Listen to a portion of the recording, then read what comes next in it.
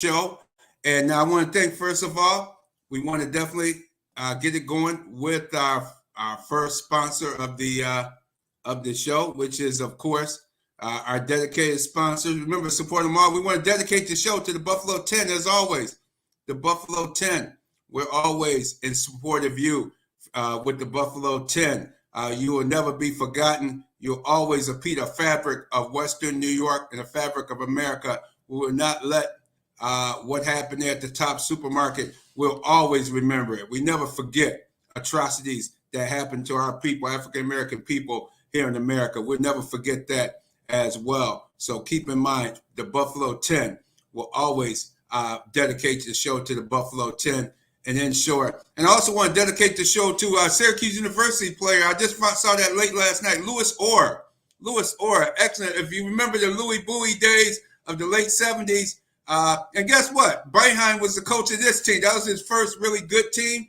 Where Coach Boeheim had Roosevelt Bowie right here from Kendall, New York, right outside of Rochester, New York, and Kendall, New York area. And he also had Louis Orr.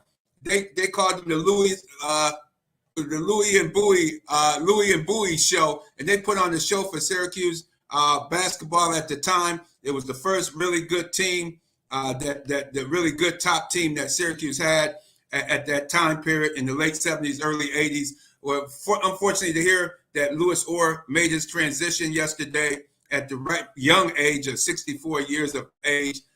Louis Orr, you will be missed. He still holds a lot of Syracuse records, and thank goodness, back in 2015, which is only about 7 years ago, they retired his jersey. His jersey is in the Raptors of the Dome, the Carrier Dome, or whatever the new arena name is there at Syracuse University. Thank you so much, Louis Orr.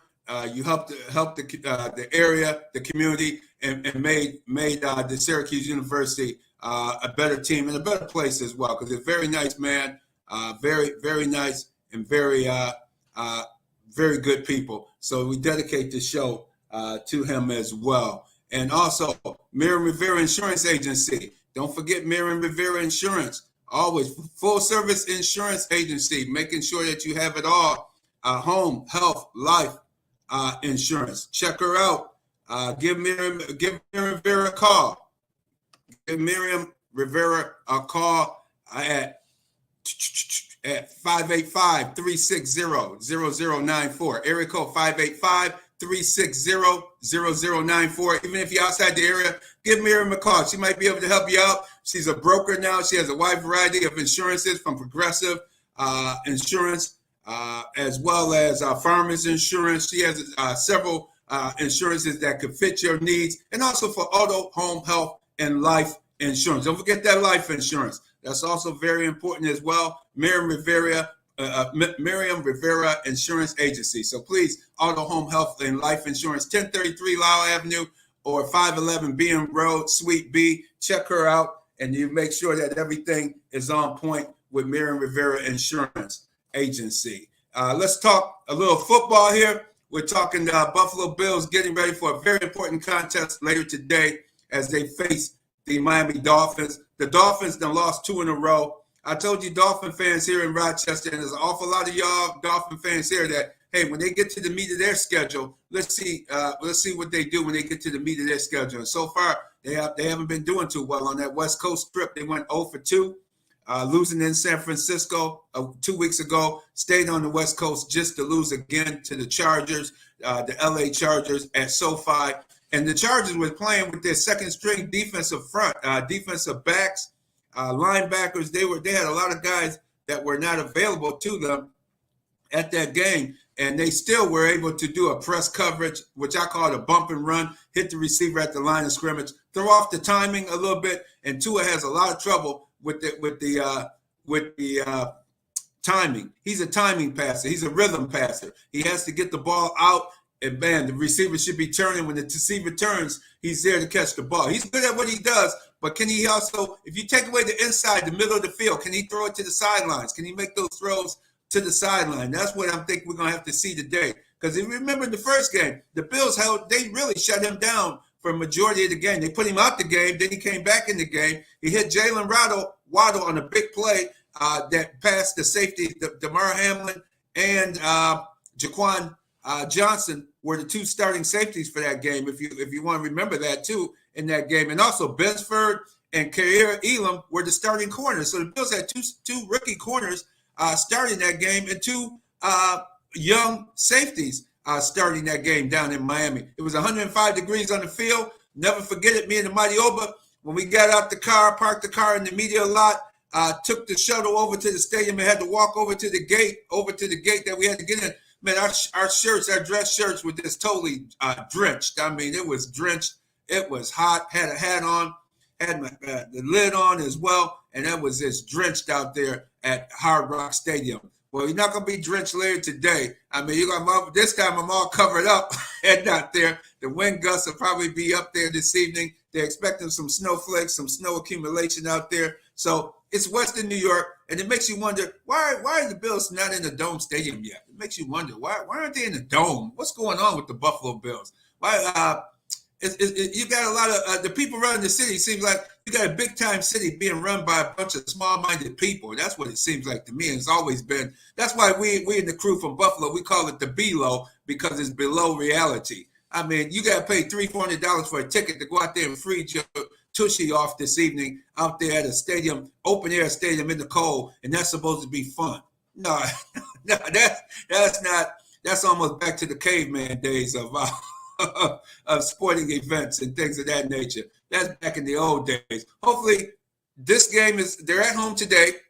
Then they're back home January 9th to finish the season against the New England Patriots. And then if the Bills have home games in January, so we're in the middle of a snowstorm season. Who knows what kind of weather you're going to have? But paying $300-$400 a ticket to sit on a cold bench and to sit out in an open air stadium, and they don't even have a cocktail anywhere. You got to go out in the parking lot and party. No restaurants and places nearby to cool out and relax, and then go to the game in a peaceful manner. That's why Bills Mafia and them, that's why they act a fool and go through tables and stuff, because they got too much time on their hands in an open air parking lot where they start drinking from probably 9 in the morning until kickoff. If it's a 1 o'clock game, they're there at 8:39, and then at 1 o'clock at a normal kickoff time. You know, that's why they got too much time on their hands, and people going through tables and chairs and doing all kinds of crazy stuff out there at the stadium. But hey, be ready tonight. And then guess what? After the game, people coming back home. If you live in Rochester and you're going to the game, expect to get home about 2-3 in the morning, because that's how bad the traffic is. That's how bad the traffic was on the Monday night game for the Tennessee Titans that started at 8:15. We didn't get home till 2:30, almost 3 in the morning after that Monday night game, the second week of the season. And this past Sunday against the Jets, we didn't get home to almost 8 o'clock, and the game started at 1. We didn't get back. It was over 2 hours driving back in that heavy traffic, 40 miles an hour on the I-90, on the interstate. And guess what? We got Jay Gills here coming into the studio. He's coming straight to you live. We're going to be covering the game later today. Jay Gills, the sports director at WLGZ HD2, The Beat 105.5. Jay Gills, welcome to Real Deal Sports Show. How you doing this morning?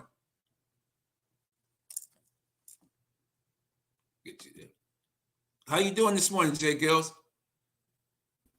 Okay. Hey, good morning, Radman. Good morning, Radman, and good morning, Rochester. Yeah, I already know, man. It's going to be a great day. We got the Buffalo Bills versus the Miami Dolphins. You know, Buffalo, they hype for this one. You know, not just the players, but the fans, the community. Everybody wants to squish the fish right now. And I'm just sitting back, just waiting for those Dolphins to finally sweep those Buffalo Bills. It's been a long time. Long time since we brought the brooms out for Bills. Man, you're going back to the Don Shula days, man. We're talking about a sweep, and it was tough back during his time period, because he used to be a split a lot of the times with his teams. He had a good team with Dan Marino and those guys. It was always a give and take series at the time. But what do you think today with the possible weather conditions for the fish? Are they going to be able to slide into Orchard Park, or what they're going to do? Well, before we get there, George, you know what I'm saying? I was hearing you on this radio station talking about these Miami Dolphins. I just got to set a couple things straight, set the record on just a couple things. You know, you talk about the meat of the schedule, the toughness of the schedule. We on a 2-game losing streak. George, that's it, man. The last 3 games that we lost earlier this season were without our starting quarterback, Tua Tagovailoa. You know, he was undefeated before he went and played for the 49ers. He was undefeated when he started and finished the game 7-0. 7-0, all right? When you talk about the meat of the schedule, these two the Chargers are fighting to get into the playoffs. The 49ers are probably the best team in the NFC right now, aside from the Eagles, but I might even put them up against the Eagles, even the way Brock Purdy's been playing. But when you look at how the Dolphins started the season 3-0 against the Patriots, the Ravens, and then, of course, against those Buffalo Bills, you're talking about the 1st seed, the 3rd seed, and the 7th seed. Pure dominance. So when you look at the Dolphins and who they've played, you have to put some respect on that schedule. We beat the teams we were supposed to beat, but earlier in the season, we gave ourselves this cushion at this 8-game cushion that we have right now, going into Orchard Park and having a potential and a possibility to sweep the Buffalo Bills today. But when I look at the keys of the game, you also alluded to earlier about the guys who were on the field in that 100-degree weather, had everybody sweating. You talked about Khalil Alim, Benford, Jaquan Jones. You didn't have anybody. Now you got Jordan Poyer playing. Now you got Tre'Davious White playing, and that's going to be a huge deal. But now we got a little horse on there too, man. Bradley Chubb was not on that team earlier in the season. He's on there now. Him and Jaylene Phillips together over the last 3 games, the Dolphins have been able to accumulate 4.5 sacks a game over these last 3 games. So when I look at the Dolphins defense and the pressure, Bradley Chubb just getting traded by the trade deadline, I look at this team clicking. I look at those linebackers clicking. It took Bradley Chubb a while to get acclimated to this Dolphins system. It's a very scheme-sensitive system with Josh Boyer. They've been playing this system for a long time. So just to plug him in, he had to understand the system, and now everything is clicking. When I look at the Bills' offensive line, let me stop you there before you get to the offensive line. Boyer's defense. Boyer was there last year, correct? He's been the defensive coordinator for the last 3 years. This is his 4th year as a DC.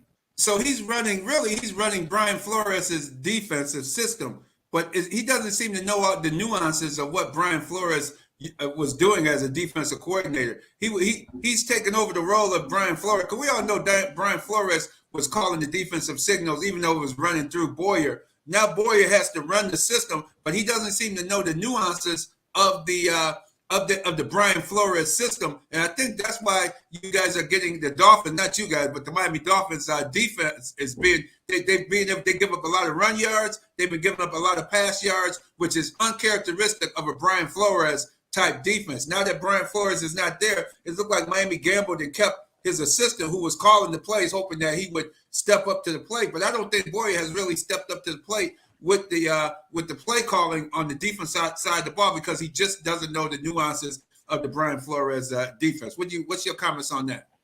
Well, for one, the players going into the season weren't thrilled with Josh Boyer retaining the job as defensive coordinator. That's for number one. So the respect level might not be all the way there. I have to give Josh Boyer some credit here, though. The Dolphins are definitely a press man defense. Brian Flores, just like Bill Belichick, they love to play man-to-man. They love to get to the quarterback.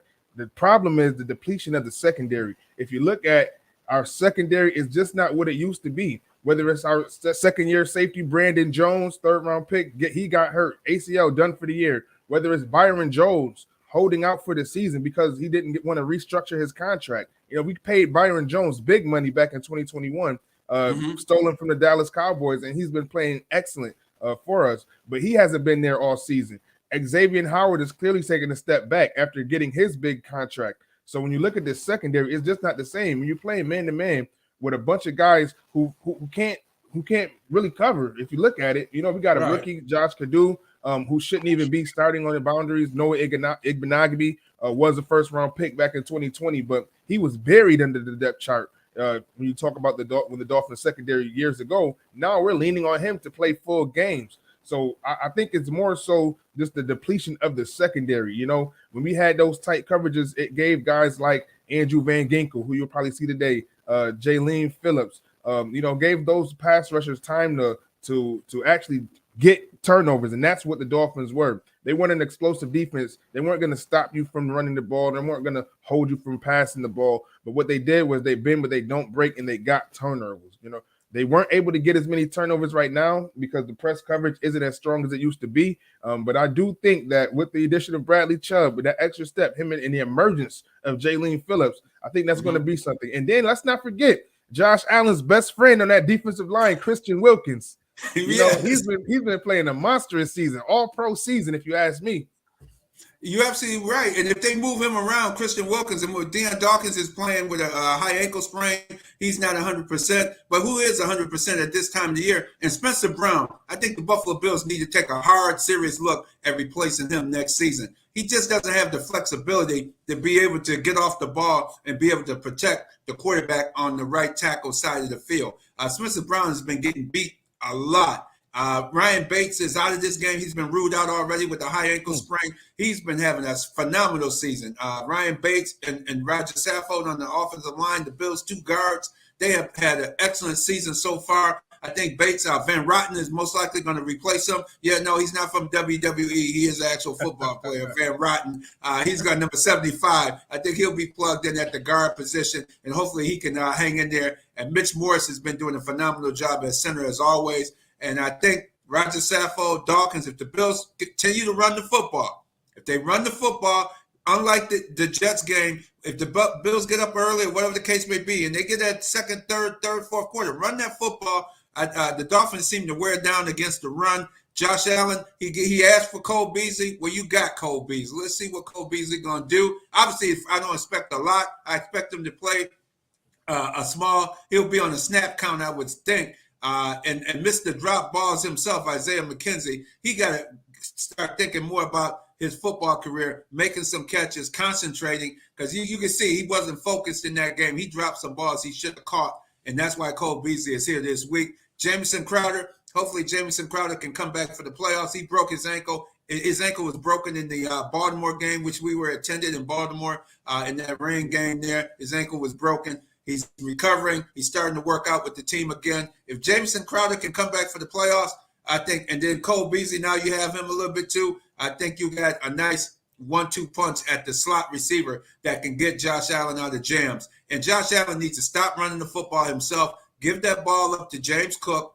He's starting to feel it now. Devin Singletary, he ran the ball for 11 yards on his first carry, and then you don't give the ball back to him again until like an hour later. Why? It's just so foolish, Ken Dorsey and some of his play calling for the Buffalo Bills, because the Bills should be 60-40, 60% passing, 40% running. And I mean, as soon as you saw Devin Singletary get off, he should at least have 3 100-yard games this season as a Buffalo Bill, but he's not, because just like last year and just like the year before, they're not giving him he's not getting enough touches. He's a very viable running back. Next season, you see him with another team next year, you're going to say, wow, I didn't know that guy was that good. He's very good. It's just that he's not getting the touches that he needs with the Buffalo Bills. You want to put it in Josh Reed Trust for some reason. In Josh Reed Trust, don't trust him too much. Give that ball up. Hand the ball off and go to play action passes, and then hit the short stuff with Beasley, and then you opens it up for Stephon Diggs and Gabe Davis down the field. It's that simple. It's not that difficult. What's your comment on that, Jay Gills? Well, you know, that's the keys to the game, right, man? And that's what you do, get the keys to the game. But we've been watching the Bills all season, at home, on the road, and you know the Bills are allergic to running the ball. So that's the only way that the Dolphins are going to stand a chance, as we stated, with that offensive line being so beat up, especially on the right side. You know, the left side, Deion Dawkins, how is he going to respond with that ankle injury? So I think that, like I said, with the Dolphins being so aggressive, being one of the top blitzing teams in the league, I think that that's our only chance to try and come out with a W. I don't see our offense being as effective at all. When we talk about the Bills defense, it's been playing elite. It's been knocking out guys, and it's knocked out Tua year after year. You know, they putting the beat down. The Dolphins are 0-5 against the Buffalo Bills. If you look at the earlier matchup in the season, Matt Milano with a quick touch pass, you know, we'll call it a touch pass, knocked Tua on his head, had him wobbling, didn't look good. Had him so bad that even the next week it affected his game. So the Bills, I think they got a head out on Tua right now. So we got to make sure that the Dolphins offensive line can play up to par. You know, when I look at them and I look at the offense that Mike McDaniel's put together, as effective as a leader has been throughout the season, he has to make some changes. You know, I heard Tua talking about how the rhythm of the game, you know, how it's affecting the offensive line. Not every team plays like the Dolphins play, in the sense of, you know, trying to throw the ball downfield every single play. I mean, you're looking at 10 yards, 15 yards, 20-yard pass plays every play of the game. Nothing underneath, very void of a running game. That doesn't bode well for your offensive line, who's already beaten up. You have to find a rhythm. I think with Jeff Wilson, who was listed as questionable, I think he does play. You think he's gonna make it? You think Wilson gonna play that hip? Because it looked like he got twisted up a little bit. Looked like he almost had a dislocated hip last week.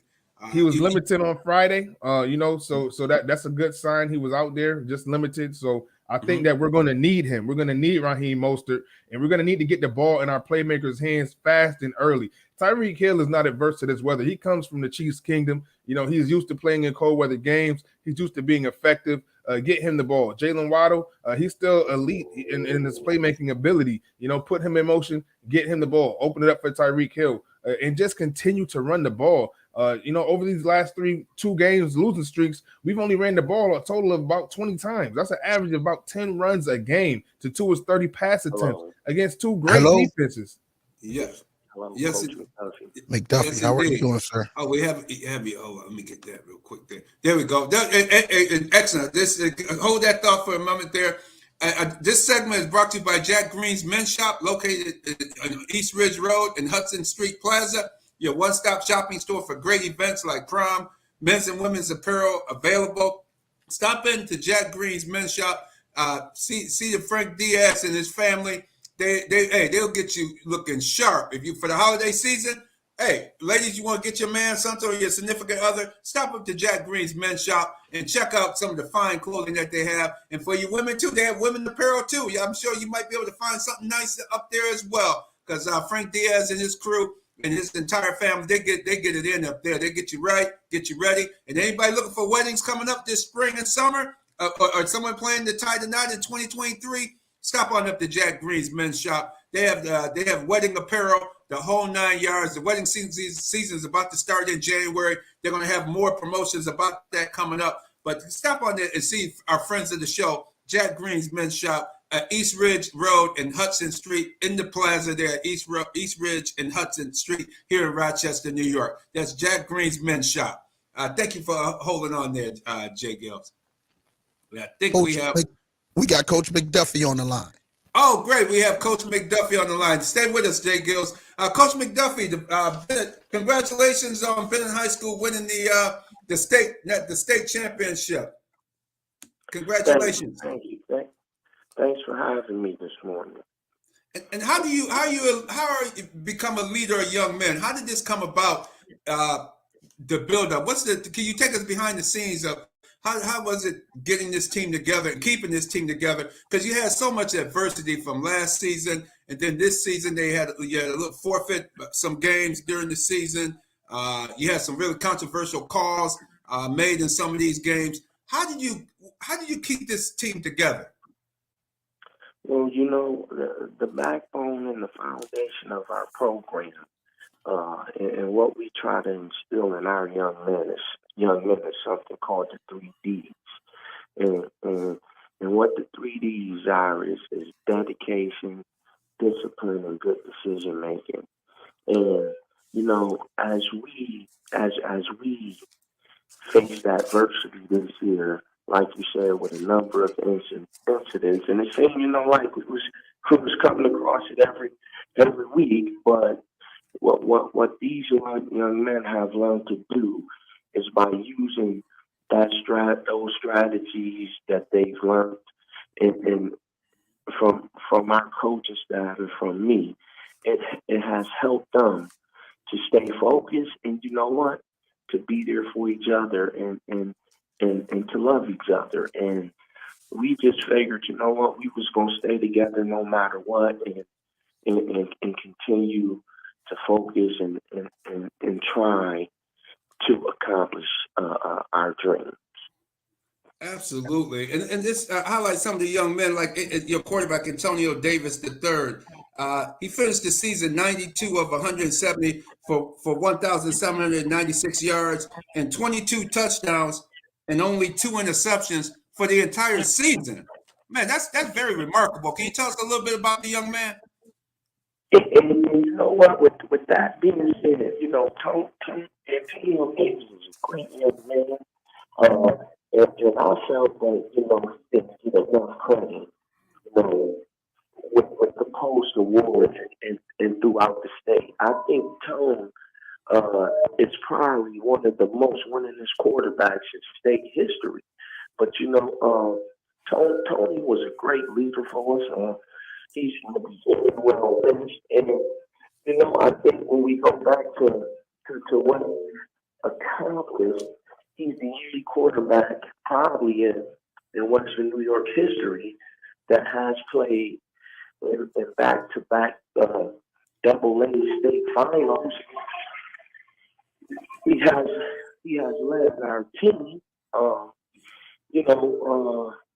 and I believe his overall record is something like 30 and 2. But this year, he really led our team. He made the right decisions. And Tone had the ability to also take us out of bad plays and put us into better situations and better plays. But you know what? He's a great young man.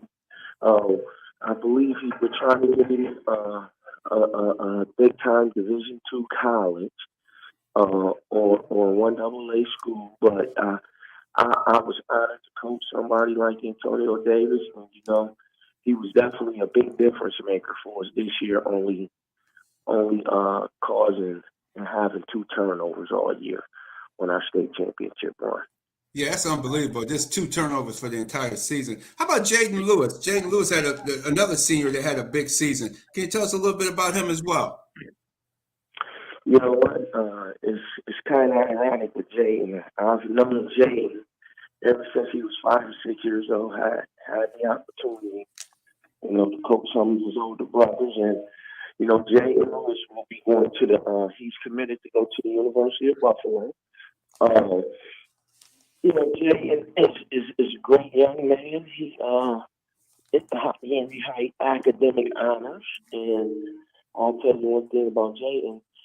He comes to work every day and to get better at his craft. And Jaden has been an unremarkable player for the last really 2 years. I've been in high school, but he's played varsity for the last 2. But one thing that people don't really know about Jaden is last year he was second in the nation with interceptions last year. He had last year's season, he had 13 interceptions, and I believe 9 of them was pick sixes. He had 7 interceptions this year, which that brings him up for a total of 20 interceptions in the last 2 years. And then, he's very, very explosive as far as his ability. He's about 6'1.5", and he's a 4'4" kid, and he's over 200 pounds. And you know what? James is also a great human being. So, we was lucky to have him too. But I believe that sky's the limit with him. That's a kid that we'll probably see playing on Sundays one day. Wow, absolutely. And how about Rashad Perry? I'm not going to go through the whole team, but just highlight a few of these guys. Rashad Perry, your defensive tackle that had over 24 tackles for losses this season. Well, he's another one. He's a kid that also has been with the program for the last 4 years, and he's going to be headed up the road to Syracuse this year. And I think last year's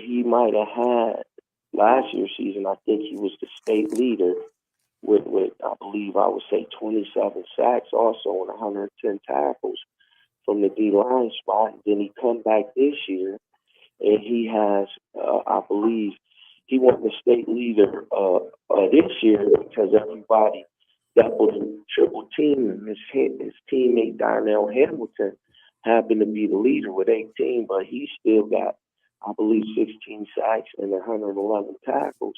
And Shard is another one of those guys that comes to work every day. That's a pleasure to have. His goal is to get better, and everybody can see when you see Rashad Perry, you think he's a grown man. You don't think he's 17 years old. But I always say his dedication has allowed him to be that way, Rashard hasn't missed a workout in 4 or 5 years. So, he's a special kid, and his goal is to play in the NFL one day, and I think we may see him get there too. Wow. Wow. This is an extraordinary team. This has to be one of your best teams of your coaching career, Coach. We're here with head coach of Bennett High School. Steve McDuffie is with us this morning. Is this one of your better teams, or would you say one of your better teams that you ever had here at Bennett? You're trying to get me in trouble, but because all the rest of the kids are probably listening. But you know what? As of right now, hey, I would have to say, yeah, they're the first team to bring home a state title. And we've been very fortunate this year to not only have, Rashard Perry and Jaden Lewis on our roster, who's Division I players, but we also got, 3 or 4 more Division I players on the team who will be returning next year. So as of right now, I would definitely say yes, Yeah, this is the best Bennett team that we ever had at Bennett High School, and I always tell people, when these kids, when we got the games lost and for clerical error, when those games were forfeited, and probably one of the hardest things I had to ever do in my life is going there and telling we had those games forfeited because of clerical error. And, at the end of the day, all of those guys stepped up in the room and they just said, hey, coach, do we have a chance? And then once we found out we had a chance, I think, when you're talking about high school football history, we'll always keep that asterisk next to our name, because I think, we right here will probably be the only 7 and 6 team that ever wins the state championship. And I think this will be, one of the greatest stories ever told, because those kids pulled themselves together and ripped off 7 wins in a row. And you know what? That's how we became state champions. So, I really do applaud the kids. I'm so proud of them, and I'm just honored to be their coach. Absolutely. Can you comment on the parent involvement? I saw you had a lot of parents involved with the team. It's a community thing there with the Bennett team. You can't all do it yourself. You got to have that parent involvement as well. Correct, Coach? Yeah, we take a village approach at Bennett High School. I tell everybody, and no one does anything by themselves anymore. You're only as strong as the people around you, and with the parents and the great coaching staff that we have, it's a great mix, and the parents also, we're a team. They come in, and if we need them to support us, with the academics or anything with their kids, they're there to support, and we're also there to support them. Excellent. And one other question for the kids before they come to, were they all playing Pop Warner foot? Did they play together, any of them, or they all came from different teams when they came to Bennett High School? You know what? We was lucky enough that a lot of these kids played together as they was growing up, so they already had chemistry. So when you talk about, Antonio, and you talk about Jaden, and then you talk about Jameer Thomas, and then you talk about Aaron Rosenborough and Rashard Perry. All of these kids played together for years, so I think they already had chemistry, which helped a great deal. Wow, and that helps a lot when you have the kids coming from a Pop Warner type program and playing together, and then shows what you can do when you have that type of feeder system where they can come in, have some experience, used to playing with each other, and now you're moving on to the next level of play. It seems like that's a very strong asset. Absolutely, that helped tremendously, because they already had chemistry together. And, when kids grow up playing together for years, they pretty much have the timing aspect down, but they also know each other's strengths and weaknesses.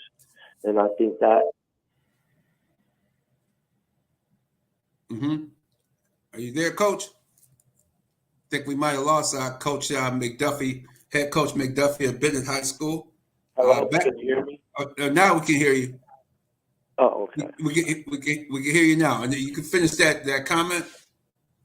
I just said, when kids play together in Little League and they grow up together, they already have that special chemistry. They know each other's strengths and weaknesses, and that helped us to become a better team. But you know what? I have to also admit that, but before I get off this phone, is that I thought that we had some of the best defensive backs probably in the Northeast, because our defensive backs only gave up 3 touchdowns all year. Wow. And I think that they need to be recognized for that, especially when all 3 of them come back next year, and one of them was a freshman, one of them was sophomore, one of them was. So yeah, I thought they just played amazing all year, and I thought they capped that off at the Carrier Dome, because Newberg had two Rutgers commits, and one of them was a receiver that was a 6'8" receiver, and the kids did a great job on them all day. And then Newberg had another receiver that was about 6'1", and those guys couldn't get anything. So those guys, I think, don't get enough credit also. Sounds like, wow, 6'8". Wow, that's a tall. Wow, going to Rutgers, that's a tall receiver there, Coach. And last but not least, before I let you go, head coach Steve McDuffie of the Bennett High School Tigers, the New York State football champions for this season. What would your advice be for other coaches of coaching with these kids, getting kids and keeping them together?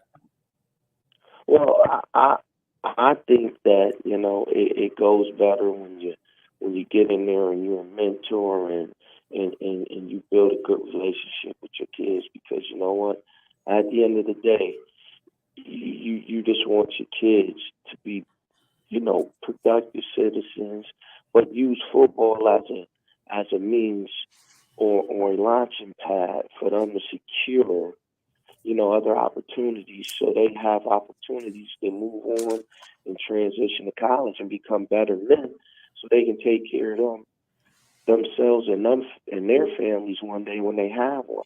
But my thing is,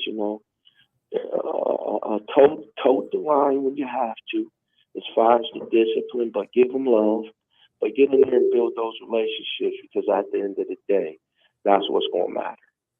Exactly, and it sounds like they're very sound in the classroom too. Sound with kids going to division. How many scholarship kids do you have in the academic side of it for the team? Well, I've been in high school. It's a 92% graduation ratio. So wow. Our team GPA is right up there. I can honestly say that over my 13 years of coaching I've been in high school, I have maybe only had 4 to 5 students who haven't graduated from high school. We do a lot of tracking and monitoring, progress reports, academic intervention, because that's the most important thing. You got to graduate from high school to give yourself the opportunities to move forward, so you take care of yourself.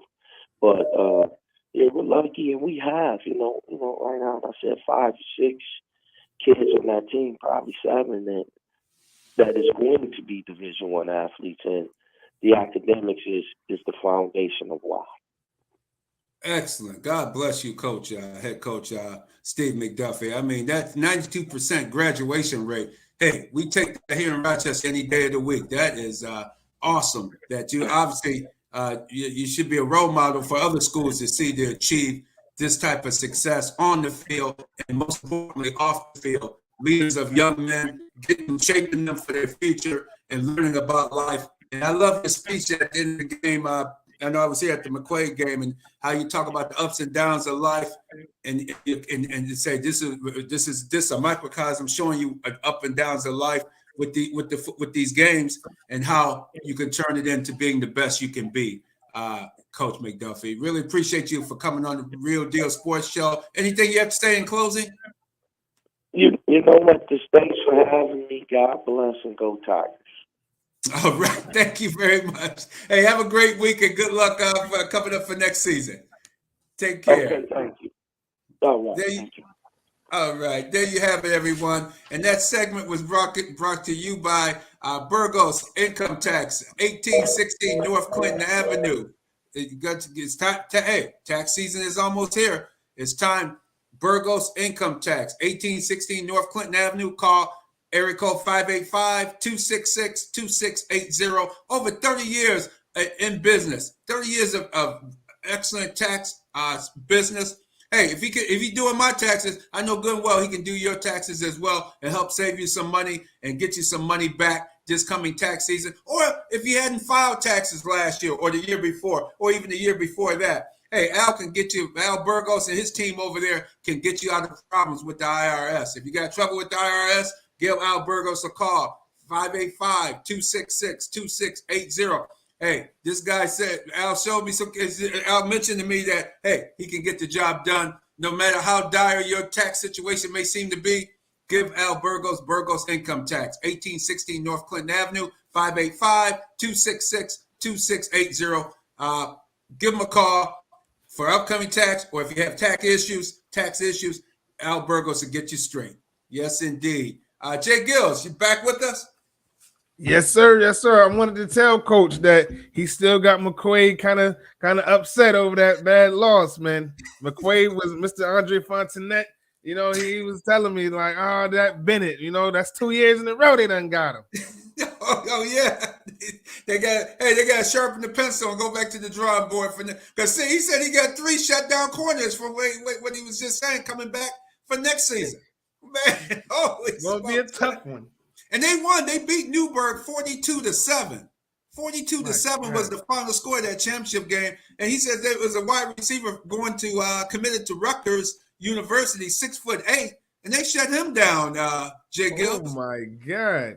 Now that's a program right there, and that's why you're going to check them out on the Real Deal Sports Show. Exclusive content, exclusive in the community, and you get guys like Coach. So that was a great interview. Excellent. A graduation rate of 92% of his football players. In 13 years, he said he only had 4 players that didn't graduate. In 13 years, Jay Gill, this man should be on team. He should be a role model for all these other schools. That's servant leadership at its best. You know, that's the type of stuff that we need. And, you know, that's the type of stuff, you know, they're getting mad at Deion Sanders for leaving, not to change the subject, but, you know, that's we need people like that, coaches like that in the lives of our young men in our community. So, you know, that's very special, and that's where it starts.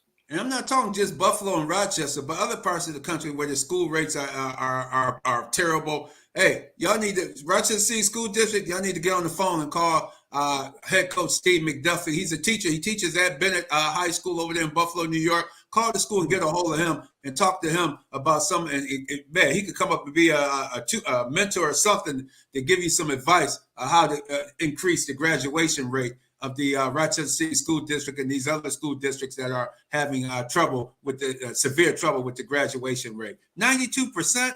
And you notice he got kids going to University of Buffalo, Syracuse University. We're going to get Andre Fontenette on next week. Talk about the things we're going on there at Syracuse University. But overall, you have this type of program and this type of success on the field and off the field. It should be highlighted a lot more. And keep in mind, this segment was brought to you by Challenger Community News, West New York's largest weekly African-American newspaper. Pick up this week's Challenger. Guess what? Bennett High School is on the cover of this week's Challenger Community News, as well as Kwanzaa events coming up throughout the area for Rochester, Buffalo. Check out Kwanzaa this season. It was excellent cultural expressions of Kwanzaa. There's a movie that's coming out on the history of Kwanzaa and history of Kwanzaa really in Rochester, New York. And they also show Kwanzaa activities in Atlanta, Georgia, and Seattle, Washington. We were at the sneak peek last night at the debut of this film. And this film will air this coming Sunday night at 7 p.m.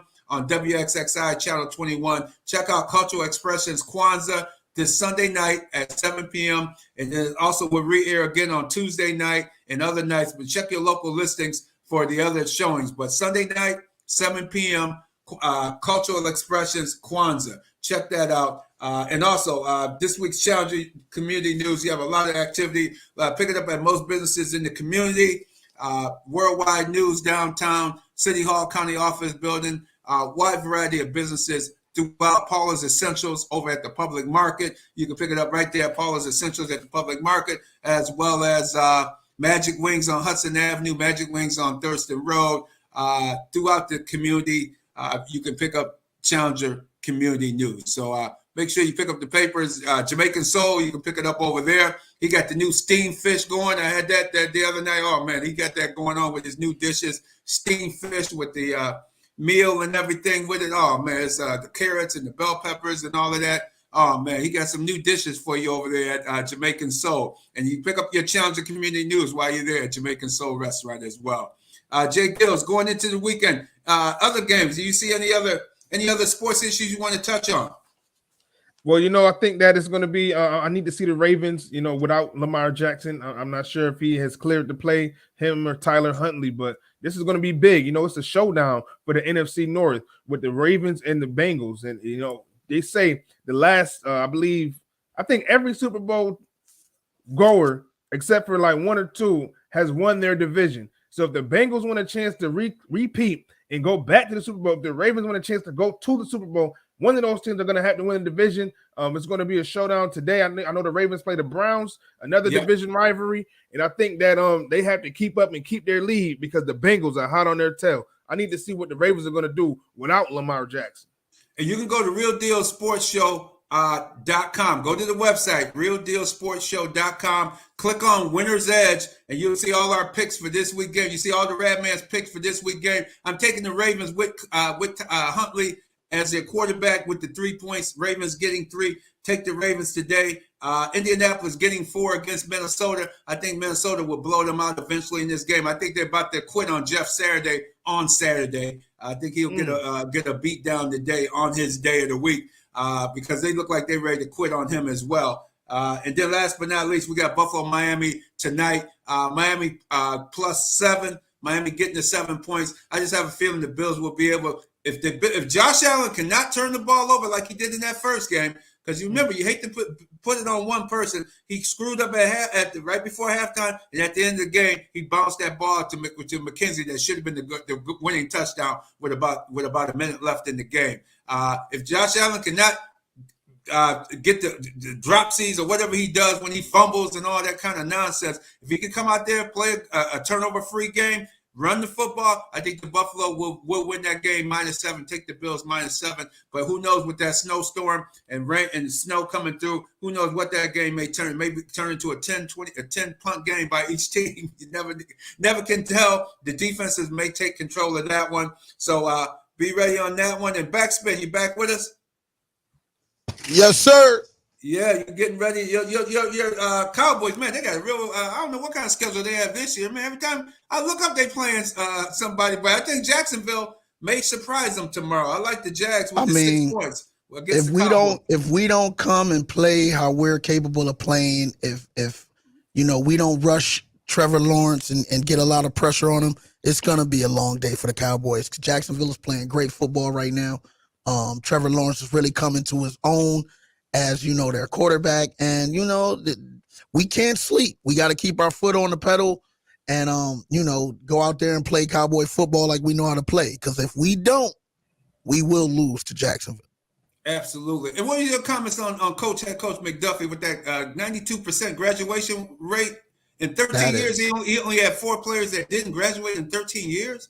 That's awesome. I think the city school district need to find out what he's doing and try to implement that in the city school district's graduation rate, because it's really not that high. And when he said that, my eyes got really wide. Like, wow, that is great to hear, great to see. And I just, whatever he's doing, keep doing it, because it's definitely working. And he has at least 2 kids this year going to Division I schools. He got some Division II kids in there as well. And then next season, he's talking about 3 cornerbacks three defensive backs that sound like they could be easily Division I scholarship guys as well. So you're absolutely right. Whatever he's doing, Rochester City School District and several other school districts need to be calling out to Bennett High School and getting him to work with y'all to get the act together, because Rochester City School District, y'all need to get the act together for sure. Yeah, that's a great graduation rate. Like I don't know if I've heard any numbers that high. You know what I mean? So, I had to write it down, man, to make sure I had that. I said, wait a minute, 92%, man. And he's such a soft-spoken gentleman. He's very humble, and he's not, rah-rah bragging on himself. You see, he talk about his players, talk about the program and the whole 9 yards. He has a very successful program that needs to be duplicated throughout the country. Heck, definitely throughout this region. Absolutely. Yeah, that's what I said. Somebody need to, you know how they do these studies and whatnot? Somebody need to take a study of what he's doing over there and implement that, to get these kids to graduate, because whatever he's doing is definitely working.